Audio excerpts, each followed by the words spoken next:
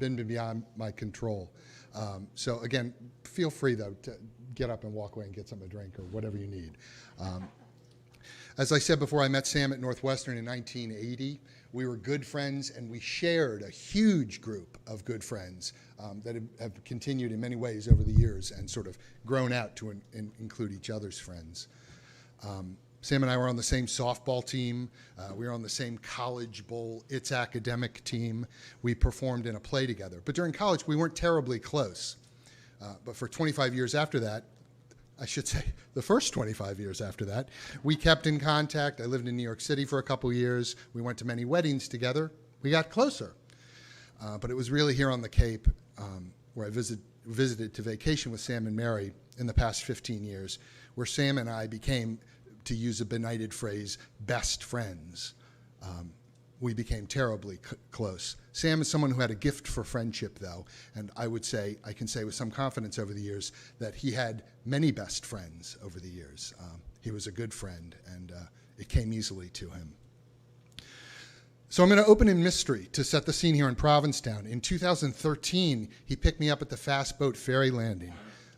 So we hugged, we had a cigarette, we got in the Mercedes-Benz. Then Sam, before he started the car, turned to me and said, "We have to make one stop. I have to apologize to someone." Now, I never really found out the details of the apology, but it was enough for me on that visit to begin on this charming note of Sam going, "We're going on a little forgiveness tour to start with."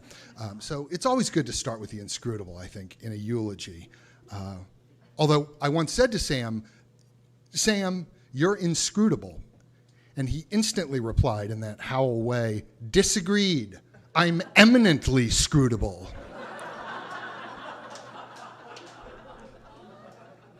Sam was sharp, he was funny, he was emotional, he was fast, he was dominating, he was mysterious. So I just want to tell a couple Sam Howell stories. More scene setting. In 2010, right after I'd been to the Cape, he sent me an email. I guess there'd been a shark attack. There must have been. And he wrote me at the tag end, P.S. in an email. "Sharks don't scare me one damn bit. My guess is that they fear me."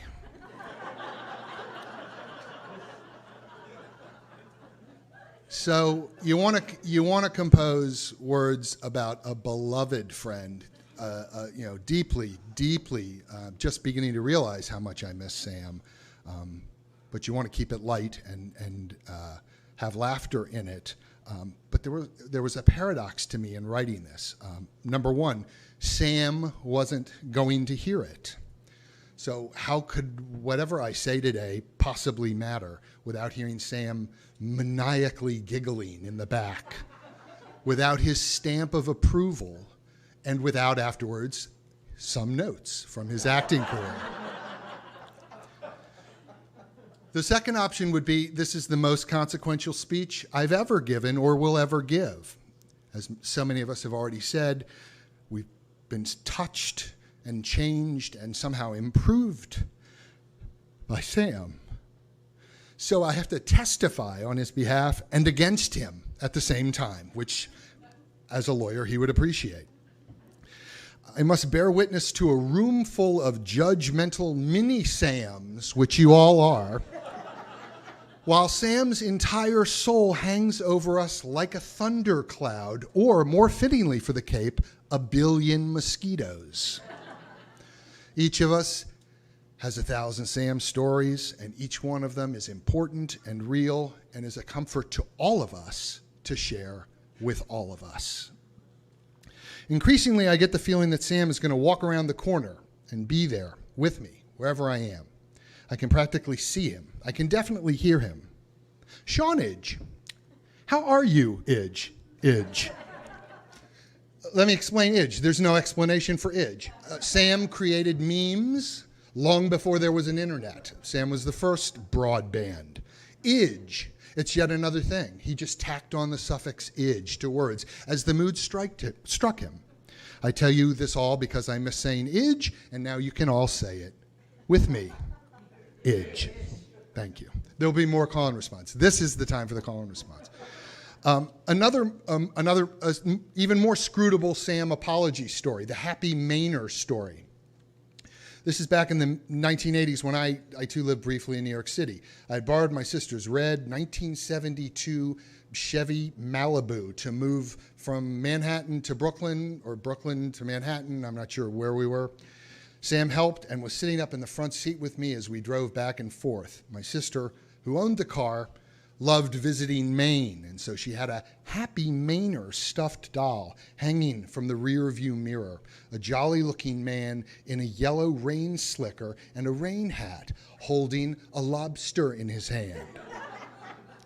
Sam, who had lived in Maine as a child for about a hot minute, I think, but loved to tell people that he was from Maine, put up with the doll swaying in front of his face for all of 5 minutes as it dangled right at the edge of the vision. We're speeding up FDR Drive.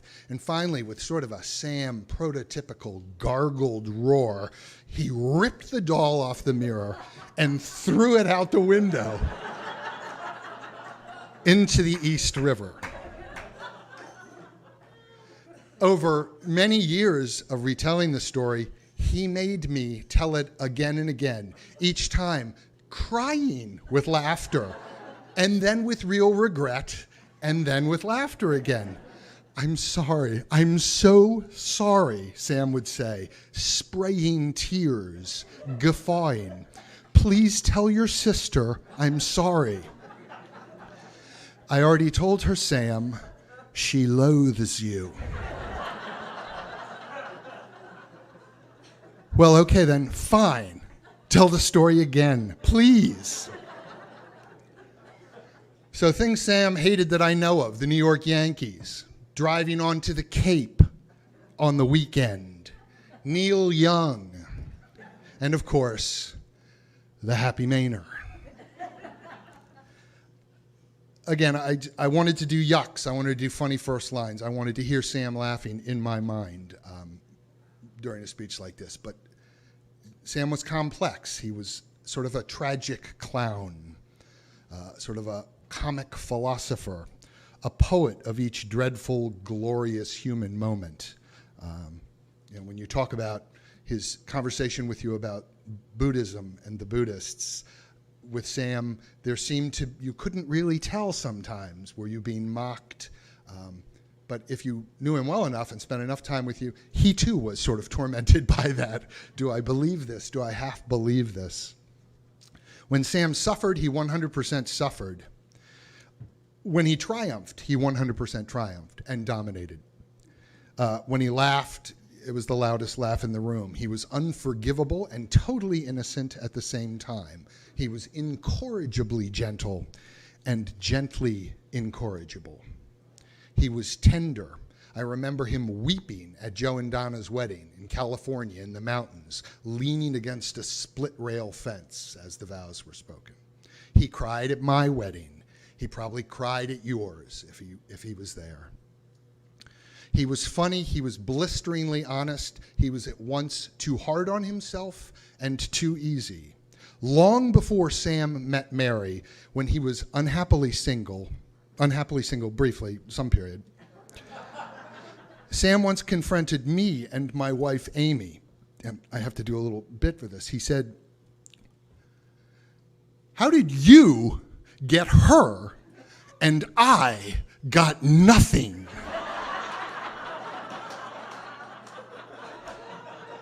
I can't make that up.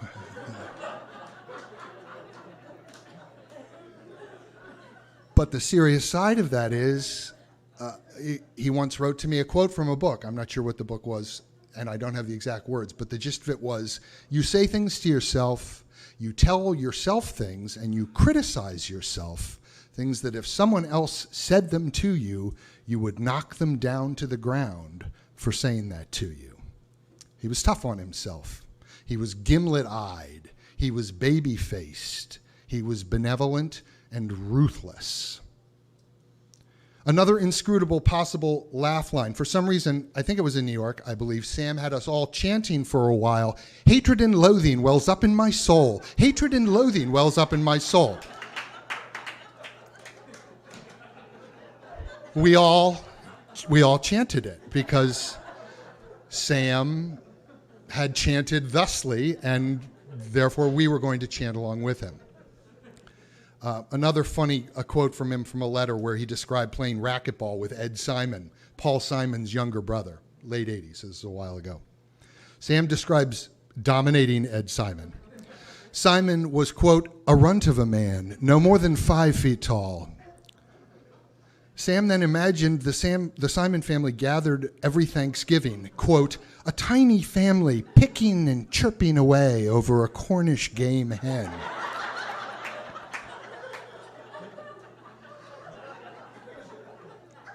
He was a great, unsung writer who did not think he was a writer. I often browbeat him about not taking his writing more seriously. He had real talent. Many here today, I'm sure, have a memorable letter or an email or a note from Sam, or you remember the exact phrase Sam coined and said to you, and it never left your mind.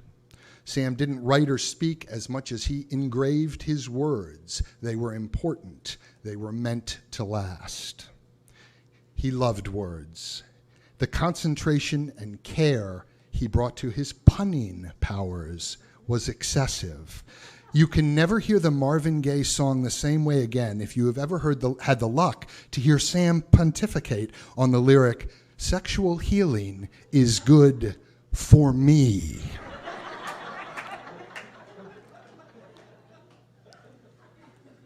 I said before I've posted about him being a great reader of my poems, so obviously I adore him for that, how sensitive and helpful he was. But in addition to being devoted to poetry himself and loving to read poems, he also liked to mock me for it. Sean loves language, but I love to laugh. Yeah, it's funny now.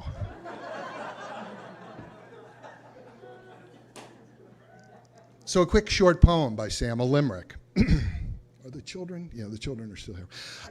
I am that man you call Sam Howell, who has both roids and fissures cheek by jowl, prompts my procto to say those will not go away, lest you apply unguents with a trowel. And to finish dismissing poets, a quick college story. A bunch of us took an intro course for our science requirement. I think it was called, we called it Physics for Poets, but I think it was actually called Special Topics in Physics, Relativity. My memory is that none of us went to any of the lectures and then showed up at the final exam in the tech lecture hall. 5 minutes after the exam started, there was a great rustling of papers, and everyone turned, and it was Sam standing up and gathering his things, then announcing to the 100 people in the room, "I'm going to get breakfast. Would anyone like to join me?"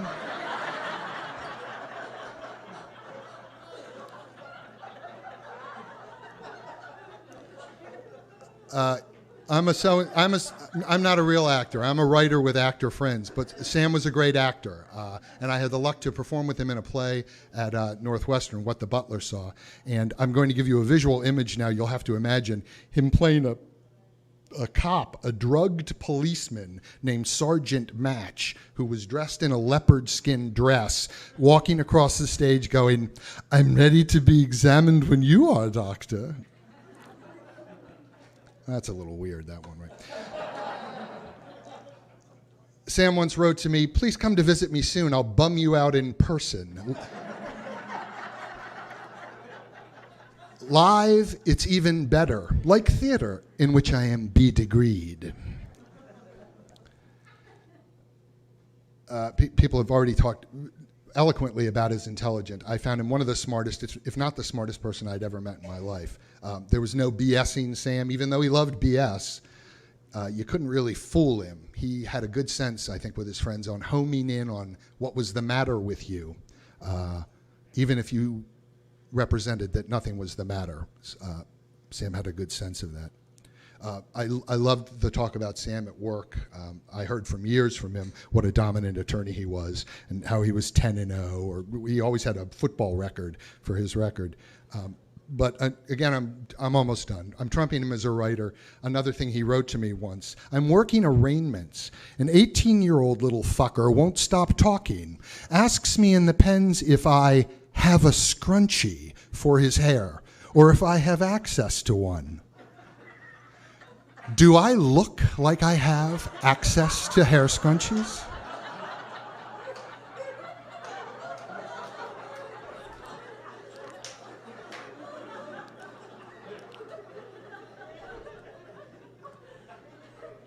So the final turn here, which will turn toward the serious. I was sitting next to Mary when she answered Sam's phone on the morning I last saw him. It was one of his clients calling from prison about his case and Sam's defense of him.